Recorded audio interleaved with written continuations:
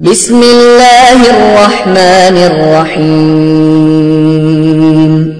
قل هو اللہ احد اللہ الصمد لم یلد ولم یولد ولم یکن له کفوا احد۔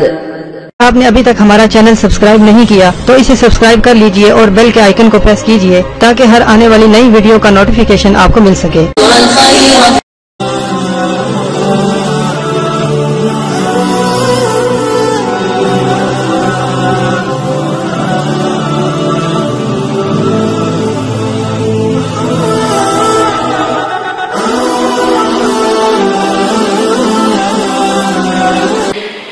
آج سے میں آپ کے ساتھ وظیفہ شیئر کرنے جا رہی ہوں۔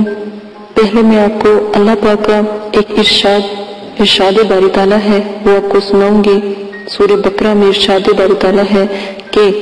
بس تم میرا ذکر کرو، میں تمہیں یاد رکھوں گا اور میرا شکر ادا کرتے رہو اور ناشکری نہ کرو۔ سورہ بقرہ رکوع نمبر 18۔ اسی کے ساتھ آج میں آپ کو وظائف بتاؤں گی کہ چاروں کل آپ نے پڑھ کر اپنے گھر پر، اور جو چیزیں آپ اپنے گھر میں جیسے کھانے کی چیز ہوتی ہیں، آئل ہوتا ہے، اور جیسے آٹا ہوتا ہے، نمک ہوتا ہے، مرچ، گھر کی جتنی بھی کھانے پینے والی اشیاء ہے وہ اس کے اوپر دم کر دیں ایک دفعہ، تو آپ دیکھیے گا کہ جو آپ پہلے استعمال کرتی تھی وہ کتنی جلدی چیزیں ختم ہو جاتی تھی، لیکن جب آپ نے اس طرح کر کے دم کر کے ان چیزوں کو استعمال کیا تو اس سے ایک یہ ہوا کہ آپ کی اولاد ہے تو صالحہ اولاد ہوگی، اور آپ کی اگر اولاد ہے تو نیک اور پاک اولاد ہوگی، نافرمان اولاد کبھی پیدا نہیں ہوگی۔ اور اگر آپ کے والدین اور بہن بھائی ہیں تو آپ کے ساتھ محبت اور شفقت سے پیش آئیں گے۔ اگر آپ کے گھر میں کوئی پریشانی، دکھ تکلیف یا کوئی مصیبت ہے، بیماری ہے، تو اس سے اللہ پاک شفا دیں گے۔